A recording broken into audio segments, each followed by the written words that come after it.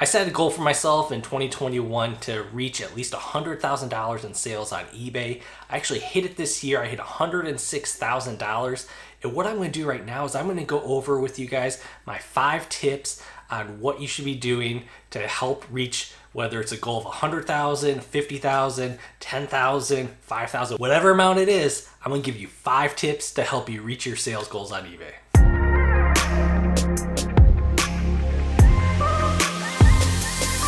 Hey guys, welcome back to Resale Dojo, where we grow our reselling businesses together. If you're new to my channel, I am a full-time reseller. I mainly sell on eBay, but I sell a little bit on Mercari and Amazon and a little bit on Facebook as well, but mainly on eBay. So my goal in 2021 was to hit $100,000 on eBay because you know what? That is the influencer goal for everyone to hit, right? It's the hit 6K on a platform and yay for yourself, you did it. So since I hit my goal for this year, I hit $106,000 on the platform. I wanted to go over with you guys 5 tips on helping you guys hit your numbers, whatever it is. Just things that I did to help focus my business and help streamline my business a little bit more and help myself jump from, I think I was like 78,000 last year to 106,000 in 2021. All right, tip number 1 is for you to focus on your bread and butter categories that you're gonna be selling on eBay.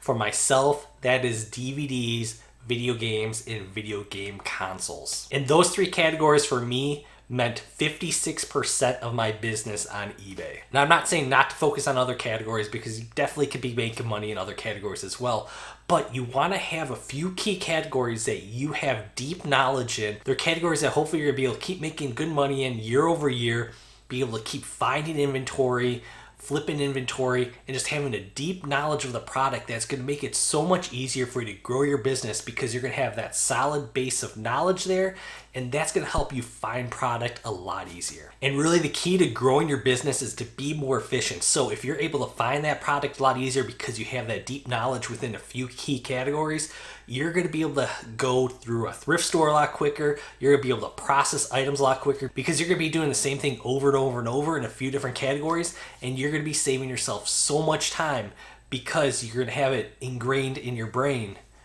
I think that is a song, right? Ingrained in the membrane, ingrained in the brain. But you're going to have that knowledge ingrained in your brain, and it's going to help you build your business a lot quicker. The next step I want to talk to you is it is okay for you to add new categories to your business every year. Once you have that deep foundation in a few key categories to help you have that solid base, if your area is providing you profitable products in certain categories and you want to take advantage of them, don't hold back in doing that because there's a lot of money that you can make in any type of category. So for myself, there are 3 categories that actually grew over 100% from the previous year, and that was golf clubs, combo units, and CDs.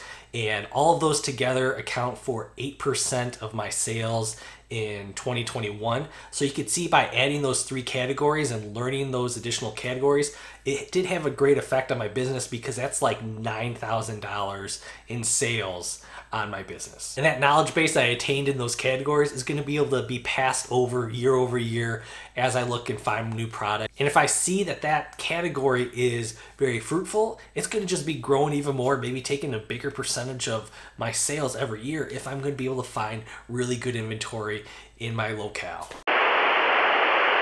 If these tips are helping you out, make sure you hit the thumbs up down below. It really helps my channel out. It makes me happy. It doesn't make me like a sad panda or anything. And it just really helps the YouTube algorithm know that people are liking this video and help push it out to other resellers and help them grow their business. And while you're at it, also maybe put your tips down below as well. My 3rd tip is for you to have set sourcing days and routes. And this was key for me because in past years, I would go whenever I felt like. If I felt like my inventory was too low, I would go.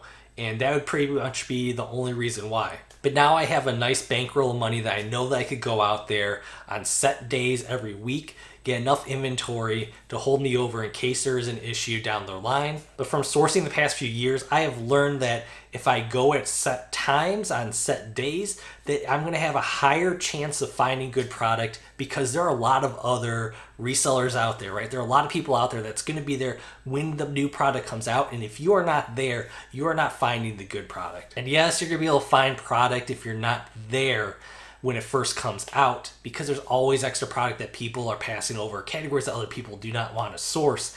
But if you want the prime choice of items, you need to be there when the carts are rolling out, because that's going to be the only chance that you got if other resellers are there and they're picking the really good items. The one big key of sourcing is making sure you have a set route. You need to know in your area when items are going to be put out for different categories in different stores, and be able to plot that on a little chart and know when you should be there and when you could be going to the next store. And for myself, I know if I leave at 9:30, I know which 12 stores I'm going to hit that day.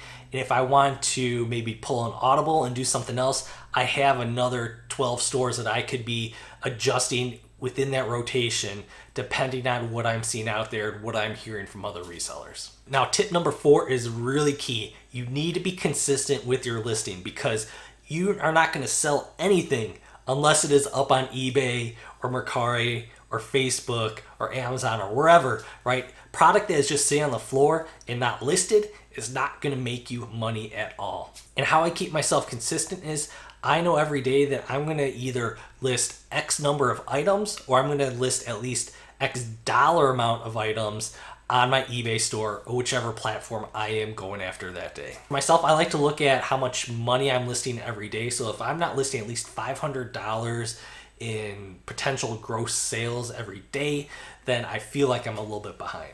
Because ideally over time, as my store keeps growing, I'm going to hopefully be listing as much as I'm going to be selling. And that $500 mark is kind of like my goal going forward of how much I want to be selling every day. And tip number 5 is to reassess your business throughout the year. Now, I can't stress this enough. Your year is not won in January. Your year is won by the adjustments that you're going to make throughout the year and the consistency that you're going to be able to keep putting into your business. And you need to review your business and assess where you're at throughout the year, because if you see a downward trend come in for like 3 months straight and you're like, what is going on here? And you actually figure out what's wrong, that's going to help you change your business and put it on the correct path to help you hit your goal for that year. And this is actually what happened to me, because I had a really good first few months of 2021, but it started to fall off in the middle of the year, and I could really see the impact of no more COVID money come into people, right? No one was getting those payments. So there was a lot less purchasing power coming onto eBay, and I saw a pretty good drop off when it came to my business, because a lot of video games, DVDs, those are non-essential products for people. So I saw a nice drop off there for about 3 months in the middle of the year, and I knew if I wanted to hit my goal, I needed to find good product, find a lot more of it, and get it listed as quickly as possible. And for my assessment, I determined I needed to increase my inventory amount. I increased it by 25% from that point of the year to the end of the year.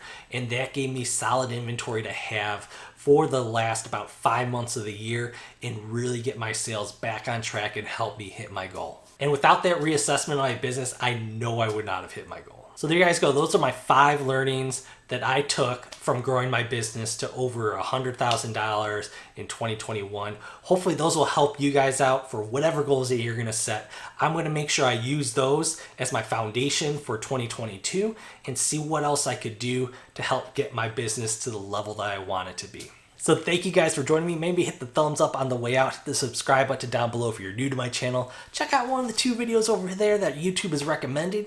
And as always, I'll see you guys next time. Bye.